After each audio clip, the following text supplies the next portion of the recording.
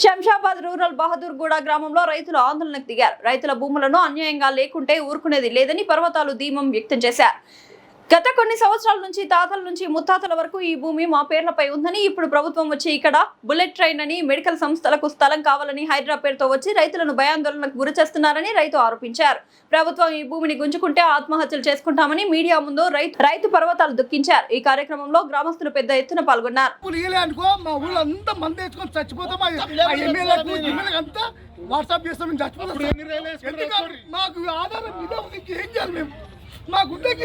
ఎట్లా బతకాలి మేము?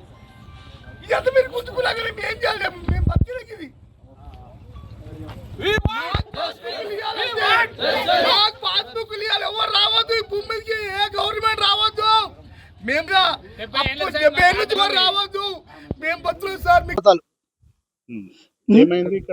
ఏమైందంటే తీసుకుంటాము, గవర్నమెంట్ వాళ్ళు భూమి తీసుకుంటాము అంటే మాకు ఉందే 1 ఎకరా 2 ఎకరాలు 3 ఎకరాలు ఉంది. అయితే భూమి తీసుకుంటామండి మేము అనుకుంటాం. మాకు ఉన్నదే ఇది. మన ఆయన ముంతాత నుంచి 78 సంవత్సరాల నుంచి మేము పన్ను రసీదు కడుతున్నాము.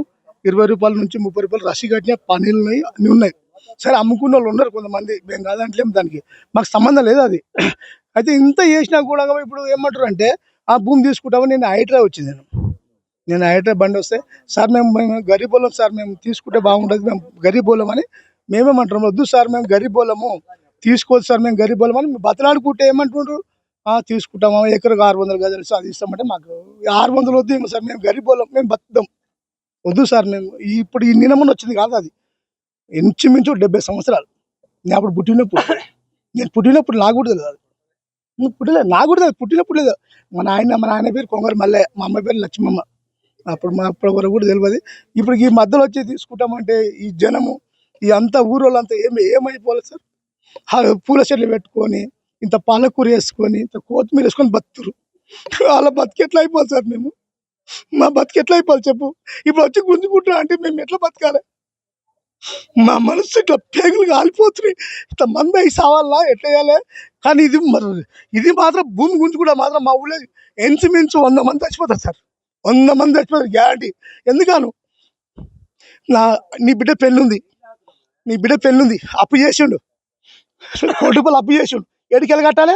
ఇది అంతనే కట్టాలి, మరి ఏడికెళ్ళి కట్టాలి? ఇప్పుడు నువ్వు గుంజుకోలేక మేము ఏం చేయాలి? అందుకోసం మా జనం అంతా మేము ఆగమవుతున్నాం సార్. మా పరిస్థితి అది.